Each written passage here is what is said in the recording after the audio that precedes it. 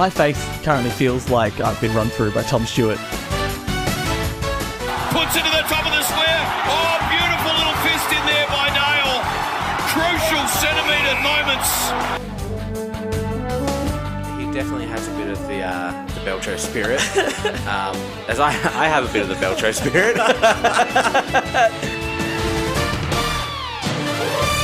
Hello everyone, and welcome to the podcast that is currently fielding offers from Hawthorn over coffee in Perth last week. They were just seeing Oscar Allen as a coincidence. Next year it's just going to be a Hawthorn-only podcast, since apparently they'll have every defender in the competition.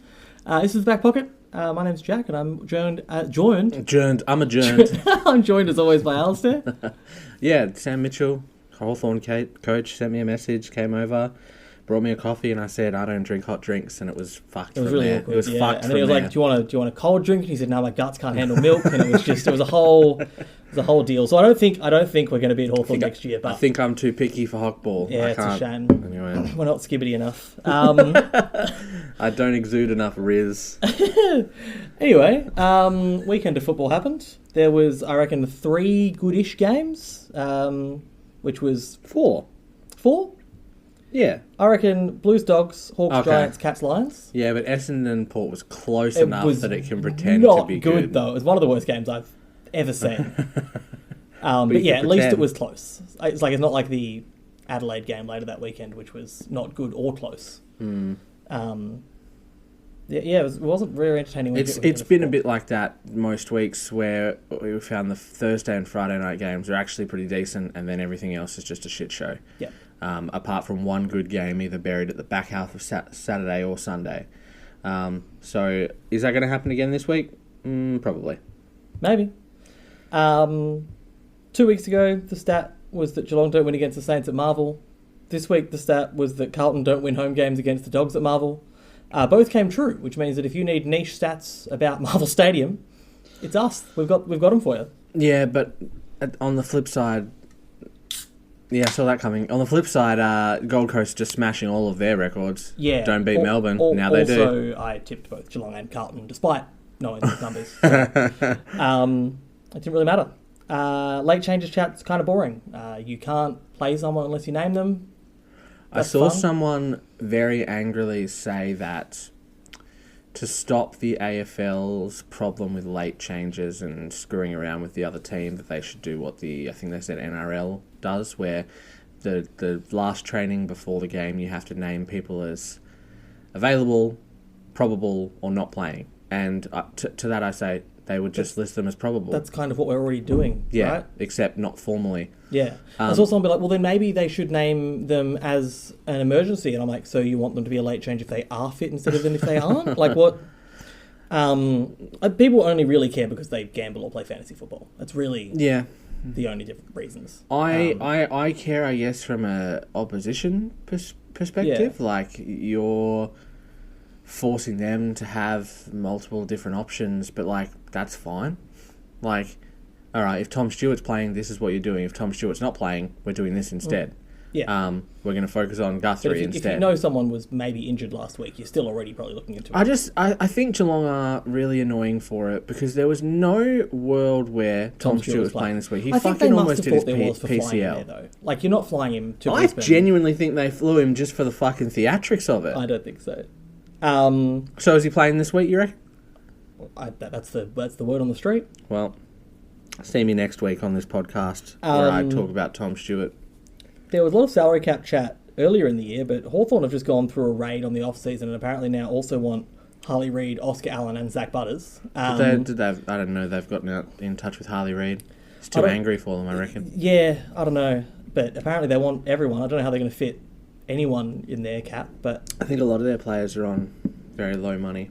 But yeah, but like, we know Battle's on a significant amount of Those money. two are, but the other trade-ins aren't. I don't think Scrimshaw's on a lot of money. I agree with that. I don't think Ginnivan's on a lot of money. I don't think D'Ambrosio's on a lot of money. But I think Walker would still be on good money. Sicily would be on a lot of money. Yeah, that's true, but that's 3 or 4 players. For sure. A lot of the players they brought in are different to other clubs where know that Geelong are playing I don't Bailey but I'm Smith not like $1 billion. the Choles or those kinds of players. I am more talking. If you bring in Battle, Barris, you've already got Sicily, you bring in Allen, Reid, Butters. And players that they expected to probably be on huge money, Mitchell's not probably going to be earning a lot of money, Lewis Mitchell, because Mitchell Lewis, yep. sorry. Well, Mitchell, if they get Allen, he should look for a trade.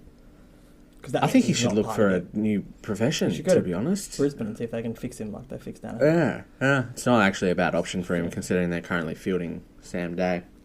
Melbourne still don't have a CEO, was something I realised during the week. Huh. I remember being thinking it was the right thing to do when Pert was given the boot because he wasn't doing anything. And then there was the other, they've got a president still. And she was the one that hadn't spoken to Petrarca. I thought she was the one in charge. But there's no CEO still.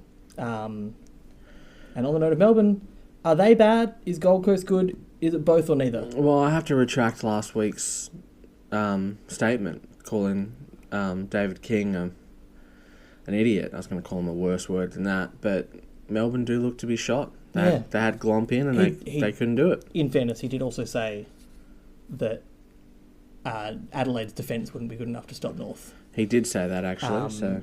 Which, North still scored enough to win most of the games on the weekend. Yes, just not 78 is... Not that one.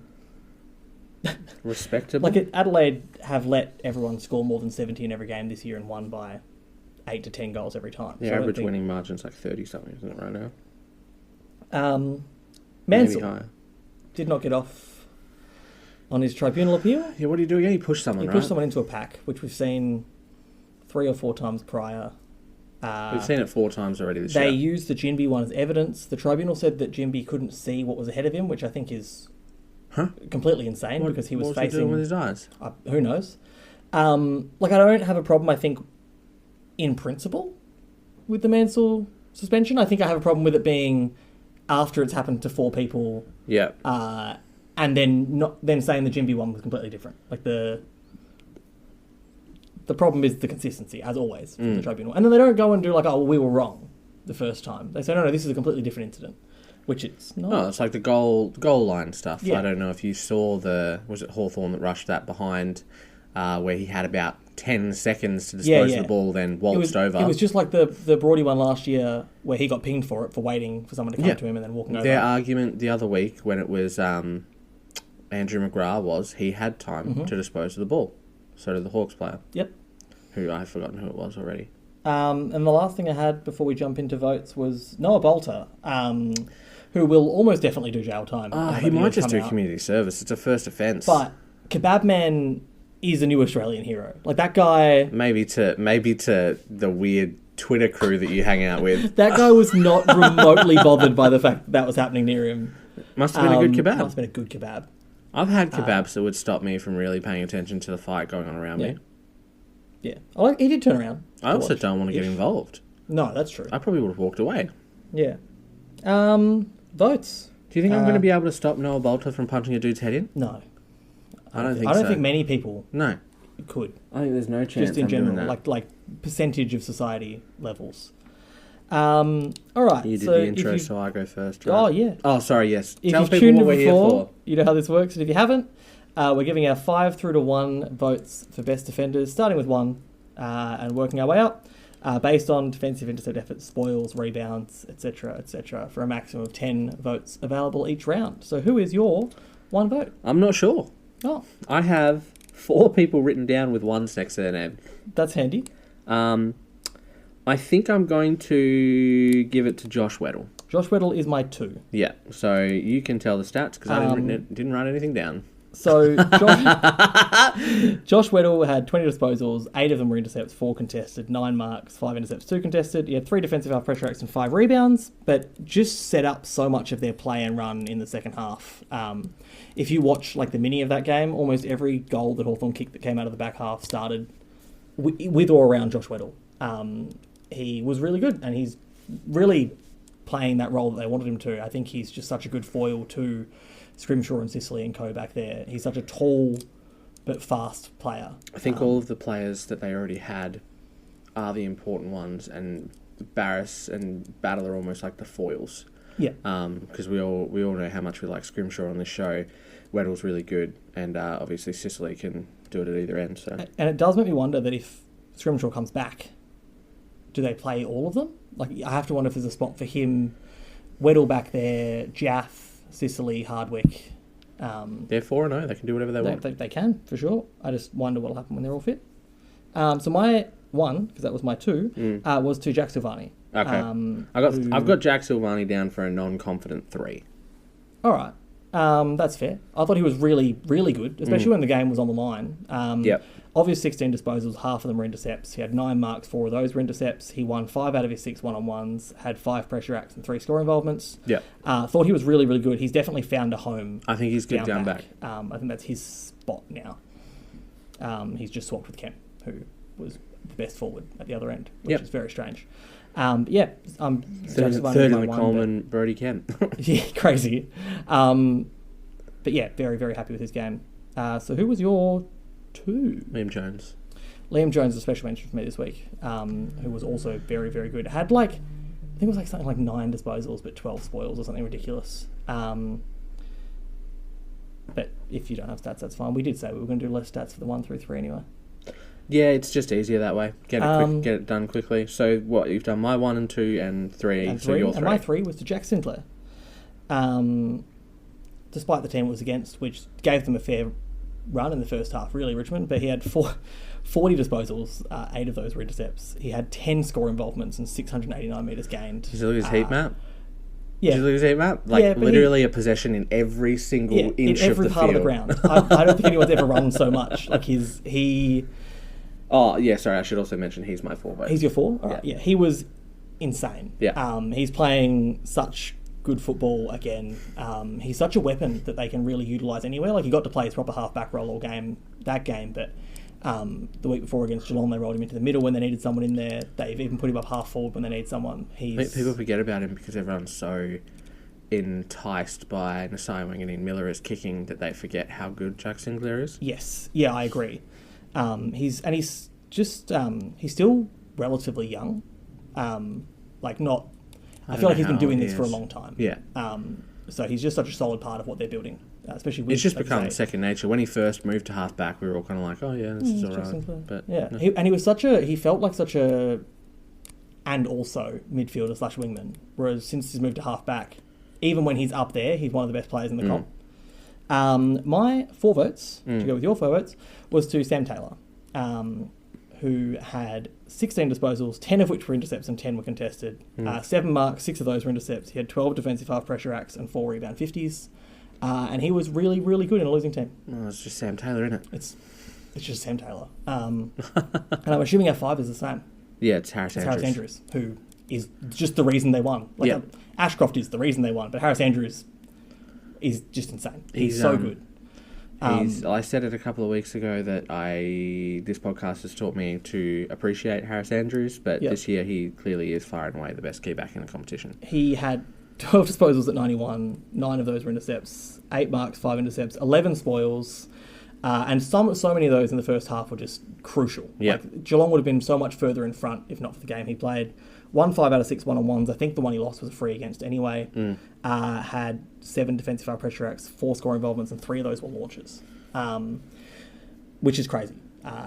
He was just awesome, and he's playing such a good year so far. Yeah, he's killing it. If you pick the team now, he'd be a lock for the All Australian vest, and he's basically holding that back line together. He is. I haven't looked at the ladder. Their slow starts have been protected by right? his. Yeah. Yeah. Their slow starts have been protected by his ability to just keep them from being scored against so well. My special mentions were to, as I said, Liam Jones. Jacob Wiedering, I thought, did a really good job on Darcy all night. His only goal was from a very iffy free kick. Yep. Ocean Mullen monstered Cameron. He got a goal from a free kick late as well, but kept him to 7 touches, did nothing. Mullen. He had, I think, he went at 100% as well. Connor O'Sullivan deserves a shout out this week. He was really good. Zach Reid from Essendon. Zach Reid was very, very good. Very good. And Dane Zorko I also had. My pick for the medal, Sam Collins. I don't know if I've given him a vote this year. Yeah, I've only played 2 games. True, that's true. He's played 2 very ordinary teams. That's true. He's very good. Yeah. And he's playing without Ballard this year, which is another thing to show how well he's going. But that doesn't seem to be bothering him at all yet. Stocks up, stocks down? Yeah, we missed it last week. I don't think we did it at all. I don't think so. Yeah. Yep. Well, I would like to say, if you have any stocks in Melbourne still, I Fire sale. put stocks down Glomp, brackets, and Melbourne in general. They had Glomp this week. I think we it are wasn't still good. big believers of Glomp. Look, they were so good against GWS that I'm still not convinced they're bad yet. I still think there's a World Day win this week, even though it is at GMHBA Stadium. And they had a pretty famous win down there a few years back. It's true. But I just there's something about if those 5 players click, that team changes. Yeah, I saw they were the better team against GWS in round 1. Yeah. They lost in dramatic circumstances thanks to that Keith goal. And they just haven't looked a shadow of that since. They get Pickett back in 2 weeks as well, which is another big thing. That is big because their forward line is woeful at times. A problem. But I saw a lot of the media saying they have to change that midfield mix. I still don't think you have to yet. No, I don't think so. I think that Viney is still defensive enough, and I know he's 31. Oliver and Petrarca are not the problem with Melbourne right now. No. Yeah. May's coming back from a larynx injury. Yeah, let's May and Gawn will build into it. I think they're still. I still have hope that they're better than they looked on the weekend. That's the main part of it for me. Stocks up. Stocks up. Well, I don't want to say it. Buy into Gold Coast. It's. I want to see them play, and the worst part is they're playing Adelaide this week, who also haven't played anyone yet. Yeah, but I want to buy it. I want to believe. I've always had a soft spot for Gold Coast. Gold Coast favourites in that game, by the way. I don't see it yet. I think they have been good, despite their opposition not being good.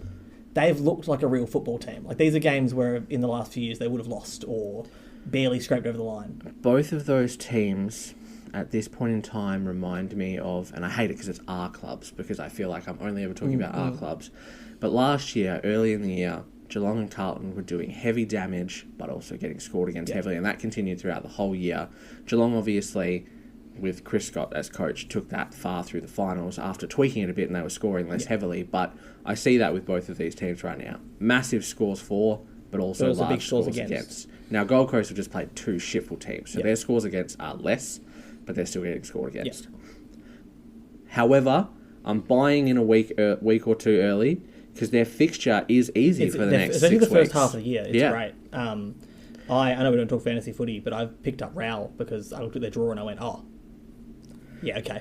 You're just waiting for him to pull on that Geelong jumper. Now you're on board. After I had to convince you in the pre-season that he was a good player. Well, he's doing the things that he wasn't now, though, which is he's playing inside-outside, which is what's so scary about it. Like, he had 15 contested, 16 uncontested on the weekend. Took 5 marks. He had games last year he didn't take any. My stocks up is Hugo Garcia. In the absence of Steele, he played Steele's role. He tackled, he had 31 touches, marshalled the midfield. It was against Richmond, but still, it was like he's pretty early on in his career to play a game like that. I was very, very impressed. Yeah, he did look really good, and it annoyed me because I traded him out of fantasy 2 weeks ago. I've got your favourite segment. I've got 2 big footy boards. Okay, all right. For you to guess where they're from. First one. We can blame players for not playing well, but it's a team game and they all had a shocking second half. They need to learn how to play second halves or at least play all 4 quarters or they'll lose every time if they don't start 2. So the only team I can think of that being right now is Carlton. That was about Geelong. Geelong need to learn how to play second halves. Even though they only played a second half against St Kilda. Didn't they kick like 18 goals in the last 10 minutes against Fremantle? Yeah. They did, yeah. 3 posts all from one board. Oh, okay. Within half an hour of each other. All right. Footy was the real loser tonight after that display of Australian rules football. Disgraceful club. Nothing else needs to be said. It's all a barrel of laughs when you're all checked out. This club deserves these results and worse. Melbourne. This is about Port Adelaide. Port Adelaide, who lost by a couple of kicks. I mean, it was a terrible game. It was a terrible game of football, but they only lost by a couple of kicks. It could have been worse. And they did win a game already, which is better than a few teams have done. Who is your game of the week for this week? I think it's got to be Gold Coast Adelaide. Yeah, I've put Freo Bulldogs. I think for intrigue, it's Gold Coast Adelaide. I've got, so of my 3 that I said should be good, it's Collingwood, Carlton, Gold Coast Adelaide, Freo Bulldogs. I think Freo Bulldogs is my game of the week. They really love burying those West Australian teams on the Sunday. Yeah. Just guaranteed not to watch them because I don't want to watch footy Which on WA Sunday. fans hate because people travel from rural and like to do the Saturday afternoon slot. But they'll just, Sunday night. Running through them, Carlton-Collingwood's an interesting game, but really Collingwood should shit that in. Geelong-Melbourne, the watch is Melbourne. Yeah, but I still think Geelong will win that. I don't expect Richmond to do much against Brisbane. North Sydney is an interesting one because I think there's a case for people to tip North this North week. Sydney Bears. Huh? Yeah, silly. North Sydney Bears, rugby team. Moving to Perth, apparently. Moving on. I think that game's possibly closer than it looks. Everything else looks shit. Tidworth's West Coast, no. Port St Kilda could be close but bad, like Port Essendon was last week. And then Hawthorn Essendon have the bye. I am willing to admit that I was clearly wrong about Hawthorn. Same. Said pre-season, I said that if they won 3 out of 4 of the games against Sydney, Carlton, GWS, and Geelong, and then were 4 and 6 or better after Easter Monday, I would concede that I was wrong. And they've already beaten 3 of those teams, and they're 4-0. So they could lose their next 2 and lose on Easter Monday, and they've still hit my threshold for real deal. And I think it does come down to how good of a coach Sam Mitchell They've been in losing positions in all 3 of those games, and they've won all 3 of those games. They've won 4 games. 3 of the 4 games have been in losing positions. Carlton had them by the balls. GWS had them by the balls. They won both of those games. Is that the technical term? That's the technical term. And Sydney looked like they were about to run over them, and they just held them off. I'm very impressed with the way they're playing football. I don't like it, but it's one of those ones that you peak an early Hawthorn. Yeah, remember when Melbourne were 10-0, Sydney last year. Yeah, it's concerning, but they are before, good. But it doesn't, other than the thing that we've pointed out with the fact that Barris isn't very mobile and Battle has to cover for him. What's the weakness? There doesn't seem much else wrong with them, right? That seems like the only thing you can exploit. They're not relying on Gunston only works and Bruce if you hit a target either. on a fast break.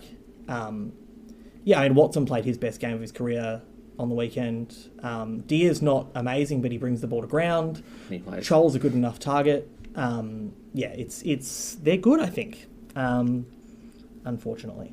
It's disappointing. And then we touched on Adelaide and Gold Coast. But collectively they've played West Coast, North, St Kilda, Essendon and Melbourne. 5 of my pre-season bottom 8. Which is the asterisk. Direct flip of Hawthorn, who've only played good teams. Yeah. So, well, and this week they play each other. We expected going into the season. Carlton. Yeah. Let's and clarify Carlton that. and Geelong, who are both... They've won 1 of their 6 combined games. But we thought... Sydney also have won 1 of their games. Yeah. But again, of the teams that have just lost to Hawthorn, it's not really a huge insult to you at the moment. I think it's maybe come into the year we'll go, fuck, Hawthorn had such an easy draw to start the year. Yeah, Geelong and Carlton both feel like bottom 6. God, I think this podcast will be cancelled by then. Willow has Adelaide 3rd favourites to flag, though, which I thought was odd. It's second highest rated team. It annoys me. me. It's been since Stillthorpe came back. That's their form turnaround. It's the filthy. When you go into the details, though, they are plus 12 in attack, plus 0.1 in defence. I'm very interested to see how this plays out when they play the good teams. And I think they were we praised their backline a lot last year when they were struggling for being like a mishmash that just really worked together. But it was never brilliant. Is the real concern. So, for reference, the teams around them, Hawthorn and Brisbane are rated plus 9 in defence. Geelong, Gold Coast even, Collingwood and Carlton are all between 4 and 5. Bulldogs are 4.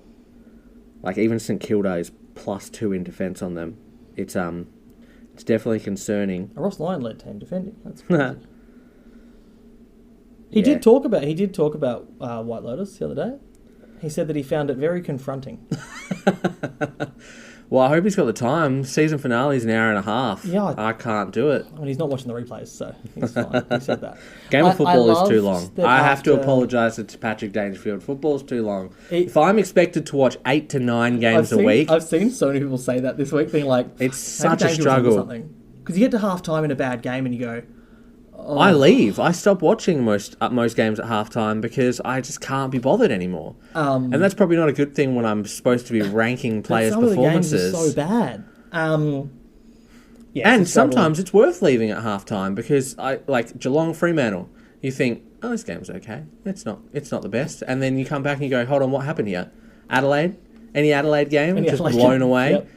What North St Kilda did Richmond, to... if you left... I stopped watching that at halftime this week, St Kilda Richmond. Yeah, what North did to Melbourne. Like, you leave and I mean, I'm leaving every Carlton game at halftime you'd be so happy if you did. I saw someone post a thing, it was like a betting slip, and it was Carlton halftime, Collingwood head-to-head, and they're like, free money. Kill myself. I saw... first thing was I was going to say for Ross Lyon, both coaches said that... I didn't see the incident, actually. I love that they're in the coach's box, they're watching the game, it's a marking contest where the ball is, and I actually didn't see the incident. It's the coach's box is a very different spot. You're like, you saw it. You just don't want to talk about it. Just say you don't... You can say I can't comment on it for whatever reason. If I say what I want to say... I will be in trouble. If I speak, I'm in big trouble. I would like to rewind, actually, to stocks down. Selling my stocks. I don't have any, because I don't really care for him that much. But I would like everyone to sell their stocks and unfollow the TikTok account of Daniel Gorringe, being the most cringe and annoying fella in the world. There's an interesting... Stop making bets on Carlton games. It's frustrating me. There's an interesting phenomenon with Daniel Gorringe where, like... And I've heard other people talk about this before, particularly like the grade cricketer when Australia plays India. He makes more money when Carlton lose. Yeah. Because people want to listen to him be sad. Like, there's like a... He's loving life. There's a catch-22 in that, where, like, if your team wins, people don't listen to your show. Yeah. But if your team loses, they're, like, immediately... Yeah. Like the footy with Broden Kelly, Melbourne's suffering at the moment. Everyone wants to hear the meltdowns. Yeah. I just find it such a fascinating aspect of, like, modern football or sport in general, where if you do anything sport-related and your team loses, you are therefore going to make more money. My Blue Heaven... Blue Abroad, he's the same. Said he makes significantly more money off a Carlton loss. Yeah. Which is a crazy environment to operate in. He's not even like a rage baiter or anything. No, people just want to hear him... Well, it's because he does the fan board. Yeah, okay. After games, and everyone wants to see the Carlton fans having a meltdown. Just listen to SEN. Just go, like, any TikTok video where they interview people after the game. That said, SEN's just sad now. Like, the Carlton fans aren't melting. They're just... they're just calling up and they're like, yeah. Like, oh, okay. And you don't... did you see the video of... I know it was just a prank, but did you see some of them smashing their cheese boards for Melbourne? That's funny. Yeah. I saw someone messaging some Melbourne board and they're like, well, I already live in Mount Buller, so you can stay at mine in September if you want. Yeah, no. No meltdowns from the West Coast fans, though. I was having a chat over the last couple of days about Richmond, because fans are obviously doing the thing where they're like, well, I mean, if you did this on a football field, which is the opposite to the if you did this in real life, they said he'd get suspended for... They said he'd be suspended for a year. And I was like, I don't know if he would. Because, like, we've seen blokes king hit people and only get 8 weeks. One punch, 8 weeks. 2 punches, season. You reckon? Because I was wondering, like, what makes a season? Because if you hit an umpire, that's life. Punch him in the face, like he does in the video, and he goes down, and then you hit him and again? you go for another punch, you reckon it's season? You have no argument to say that, you know, it was just a lapse in judgment. Because you've gone for the second action. I agree with that, but, like, and I genuinely think... lapse in judgment. That was only 1 punch. Yeah, and he got 8 weeks. Yeah. So you reckon two So I reckon season? 1 punch he would get 8, and I reckon that second punch would be... And Bolter punched 4 or 5 times. Oh, yeah. And then came back for a 5th. The one he came back for was insane. So he would be... It might be like... who was it who got like 99 games suspension or whatever? From years ago, the Collingwood guy jumped the fence and punched a fan? No, didn't he punch an umpire Yeah, and then jump the fence? And then jump the fence. Yeah. So it was a VFA at the time. Yeah, I think it would be to that level. Because I think...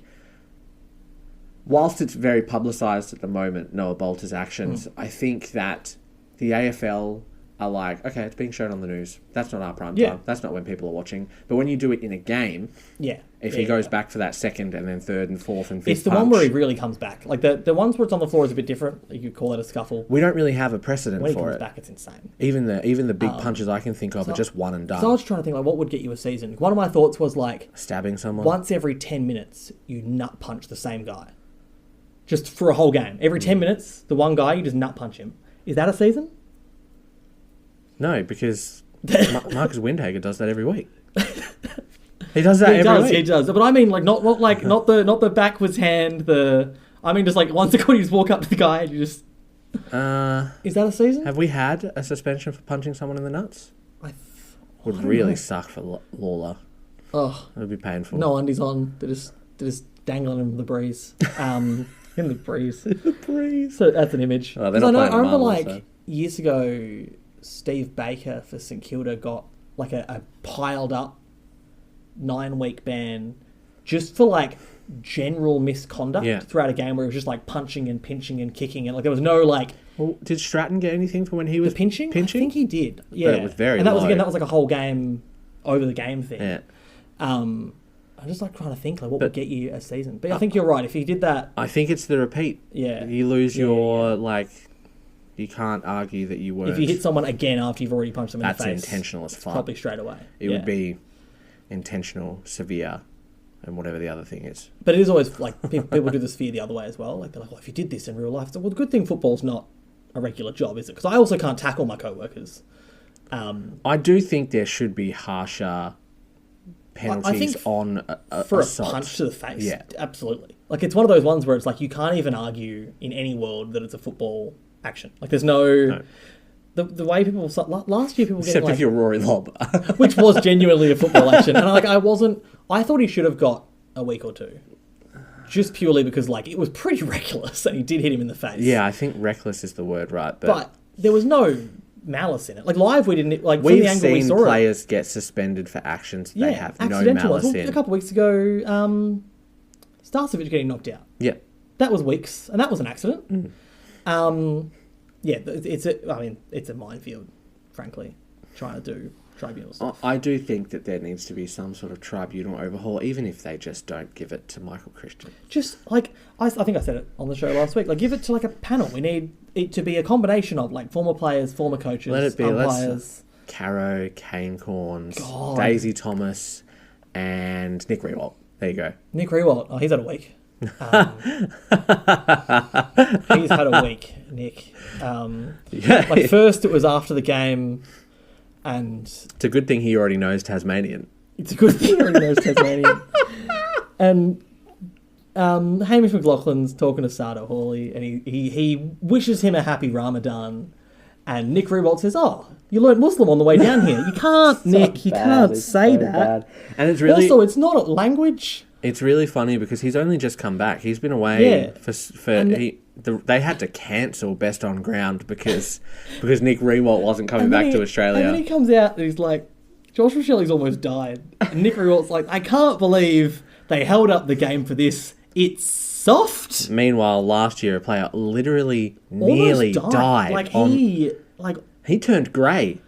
And it was an almost identical incident. Like, we saw this happen last year, so the umpires have, in this case, gone... Hold on a minute. Hang on. A guy almost died from that last year. Let's check he's not dead. And he's okay, thankfully. But, like, I think... And the funniest part for me is... Yes, the cramp thing from a couple of weeks ago. That was right. And I think Riewoldt was just ready to fire off about next injury, let's go. He was like, the next time it happens and it's not a concussion. There'll be a player whose knee is literally dislocated and twisted the wrong way. He's like, why are we stopping play for this? Just bounce the ball. If it's not a clash like that, like if it is just a soft tissue or cramp injury, sure, keep the play going. A trainer gets them off the ground. If there's been a collision of players and one of them can't get up, we can stop the play. I always think it's funny when a player gets cramped put after Subway taking Surfers a mark. on the screen while they're checking on the player. It's fine. We can wait.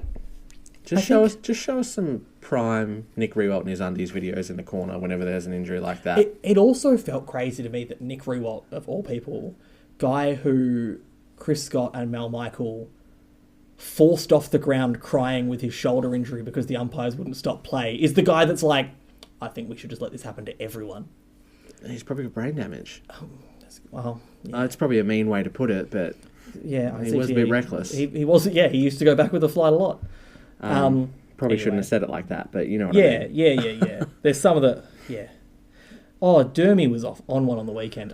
He's had 2 Geelong games in a row. And I'm like, Jamie, did you watch football last year? This is always going to be, you celebrated and celebrated. You're like, oh, Fox And then only it's commentators, Fox only burnt me. commentators. And I said, you are going to be wishing for anyone else. Derby in Where's prime, Luke Hodge? Derby in prime time. Derby going, it's interesting, like Geelong are losing clearances. And it's like a really high stoppage game. And they're way behind on disposals, yet they're in front on the score. But I was like, did you watch last season? And he was then shocked that Ocean Mullen was fast. This game's wet. Why are He there actually ball called ups him, and ball He ins? called him Hoyson Mullen. Now that like the sauce. is a great nickname. He was marvelling at the number of stoppages in the wet. Between 2 heavy stoppage teams, he's like, it's just so many stoppages. It's unless he's watching his precious Gold Coast Sun or North Melbourne, where he can faff Treat them about like over boys. little Like, boys. he's like, like they're all that stickers. sounds really Yeah, that was bad. weird. That sounds bad. I did see people saying, they're talking about how he's biased against Geelong, and I was like, they tried to kill him once. That's probably fine. Like in the 89 grand final, the game started and someone broke 3 of his ribs and punctured his lung at the start of the game. I think if you're allowed to hate a team... Injury time? No, he just went and played it full forward. Because he was insane. But like, if you're allowed to hate it, that's probably fair. Yeah. I'm letting him have that. I just think that sometimes he's bad at his job. That's my only issue. Calling Eric Hipwood Eric all game. They Not do Hipwood. it's very strange. Eric. They pick a random player, and I get that people get nicknames, but Eric's not a nickname. That's his name. I'm like, Nick Watson had his best game on the weekend. You can call him the Wizard, but Yeah. in games where he's kicking like 0 goals, Just call him Watson. just call him Watson until he does something amazing. Yeah. Yeah. That's all. Yeah. What were they calling? Who was the elusive one? The illustrious one? At Kako, the elusive one. Yeah, the elusive one. That was very odd. He's played. And then he's there played was 3 another games. game He's kicked like 4 goals. Later in the week, they were calling someone the ominous one, and I was like, we need to stop. What's going on here? Well, it's you've got like the horny one. like a video game naming convention where it's just like the something one. It's like random generates. Yeah, they've got the old Dennis Committee clipboard, and you get to pick your nickname for your creator character, and he says that Yeah. instead of a name. I was thinking the other day, like we've got the current landscape of media where it's just like one talk show gets mad at another talk show, and then sometimes they'll get mad at each other on different talk shows, but later in the week they're on a talk show together. Yeah. And I was like, I'm trying to imagine that, but with like the guys from before. I'm trying to imagine like Sandy Roberts and Rex Hunt having a having a face off I on. feel like it would be more entertaining. I don't know if Sandy Roberts has ever been mad at anyone in his life. And Can't Rex Hunt would just yell gibberish at you for 10 minutes, which is basically what Corns does. So it's not really any different. Yeah, what a nightmare. It feels like the media landscape is worse than ever, and it's because they're all being so loud at each other. I can't remember who I was hearing talking about this last week, but they were saying about how it's evolved into that. And like, well, people watch it, and someone was like, but like, do they, or is it just like what they're given? Like, I think if there was a genuine other option, I don't seek it out. people would watch that more. If you want anything from the current media landscape, tune in on Wednesdays when they've got Longmire and Simpson on 360. The show I don't mind AFL Daily because it's nice and short, and it is people who are just journalists. Very short. The show that Chad Wingard does with Nat Edwards, I think it is. I think that's good too. That's a good show. I think that the front bar's funny, but you're not getting anything intellectual out of it. And then like there's a lot of great written stuff. And Hoyney's segments on SEN. Yeah, that's about it. Very interesting. Those are all that are worth listening to, and that equates to probably like maybe 50 minutes worth of content. My favourite thing about Hoyney's segments on SEN is he comes on and he reads numbers that the machine has spit out. And then there'll be 100 people being like, what a biased loser. And it's like... And obviously the 50 minutes that you get of this podcast every week. Oh, yeah, of course. It's the most... to be fair, we've been nail-head a few times the last few weeks. We just not about Melbourne. Are bad, and we thought Melbourne were good, and we didn't think Hawthorn would be. In fairness, I think I've tipped Hawthorn in all of these games. I just didn't think the pre-season that they would win them. Does that make sense? I would also like to say... No, I tipped Sydney. I had Fremantle missing the 8, and they've only won 1 game so far. You nailed that one. Everyone was like, oh, Freo top 4. They're still probably going to do okay. Yeah, we'll see. We'll see. As far as tips go, I'm only 2 off the top, but you are 4 off the top in our comp, so it's not going well for you. I tipped differently in our comp and the work comp, apparently. Interesting. I tipped Geelong in our comp and Brisbane in the work comp. So what's your sure bet this week? Who are you tipping? A sure bet? Yeah, you did Brisbane. it last week. Well, I mean, that's Yeah, okay. Fair enough. You've made this segment boring. All right. Who do I think is a safe bet that shouldn't be? Geelong. Geelong's probably like $1.12 to $5. Be massive favourites. There's my interesting one. Are you tipping Port or St Kilda? I am picking Port. Yeah, me too. It's such a typical Ken Hinkley era Port Adelaide game, right? You lose to Essendon in one of the worst games of football you've ever seen, in front of not a big crowd but a big viewership on TV. Also, terrible crowd, Essendon fans. Where were you? It was wet, wasn't it? Marvel roof. Oh right, yeah, so true. It was hot in there. It was hot, too hot. Anyway, too hot for Essendon fans. They opened the roof after the game. They did, and before. It was open when I was there for Green Day. Just when the football's on and there's no rain, it's really hot, close the roof. No, it's because Offline complained for so long. Yeah, and then we'll build the Tassie Stadium with the roof, even though there's less rainy days in Tasmania than Melbourne. You were talking about Port Adelaide. They lose a game on a primetime TV slot in a really bad game of football, and then they play someone at home who's about their level, and they smash them. Yeah. I think they did it to Essendon a couple of years ago. Yeah, it's so poor, right? And then for the next 3 weeks, they'll be average to medium again. But they'll come out against St Kilda this week, and it'll probably be the best game they play all year. And I was interested in Ken Hinkley's comments on 360 the other day. I don't often tune into 360 anymore because I think Gary Lyon's a fucking muppet. He's so boring. But he was very strong on something that I think the general public and even the fucking journos forget, is that it's a coaching panel. It's not just Ken Hinkley. Yes. Yeah. Josh Carr has always been a part of the decisions. The players should respect him just as much as they respect Ken Hinkley. And if he has a good idea, they will roll with it. If Ken Hinkley has a good idea, they will roll with it. It's a collective. Which was celebrated at West Coast when Sam Mitchell was there. About the only time. And people talk about Choco at Melbourne. That's about it. Yeah. Who maybe was the secret sauce. You don't get celebrated as an assistant until you're at a new club doing well, like Kingsley, like McRae. I'm losing my voice entirely on this podcast, so this is terrible. I do think about this is obviously me just as a Geelong fan, but I think Nigel Lappin does an incredible job. Yeah. And I learned the other day that because of the Lappin and Scott influence, that Will Ashcroft grew up a Geelong fan, because his dad's two best friends were working in and around Geelong. I'm sure and the then fans love that. he was like, got a chance to play against them, and brutalised them. It was... It's all over once they're there. I made a joke last week against West Coast. It's he's won a Norm Smith and he's done. I respect that. And then 1 week later, he's like, I'm back, baby. He was so good. As soon as they hit their destined club, like Nick Dacos, is that Carlton stuff's over. Yeah, absolutely. And also, again, the same thing is if you then get to play that club later, you take every chance you get to play the best football you can. And he's done it almost every time against Carlton. Yeah, that's why I was recommending people to get him in fantasy this week, but he has James Jordan the week after. Yeah, and then another one I think the week after. So I've pivoted to someone I don't trust, but I won't reveal it. Simkin. Anyway, that's probably enough time for today. Yeah, it's bad when we've reached fantasy football chat. Yeah, we've got to go out. Ben Smith, who writes for the West Australian, who does soccer and sometimes footy, will also be there tonight. Oh, sweet. Who sneaks in Spanish love songs headlines into his soccer posts sometimes. I mean, I would too. I'd be depressed if I was a soccer fan. That's often, especially a Glory fan. My goodness, he often makes jokes about that. What did I tell him to sneak in today? I recommended, because he's obviously yellow card. Oh yeah, I said he could fit in the "You've owned everything you've found" and painted faces frown. Jesus Christ! With Glory fans with their face paint on, because they've won 2 games this year.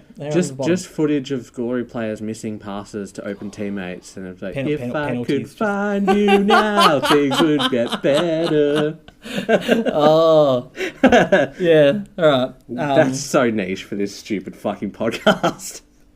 It's a soccer across yellow card. I hope you listen to this one, Ben, because Jesus, no one else is going to like that at all. Especially when I was singing. This is a late one because we had a rent inspection and it sucked, but we will see you next week. Bye.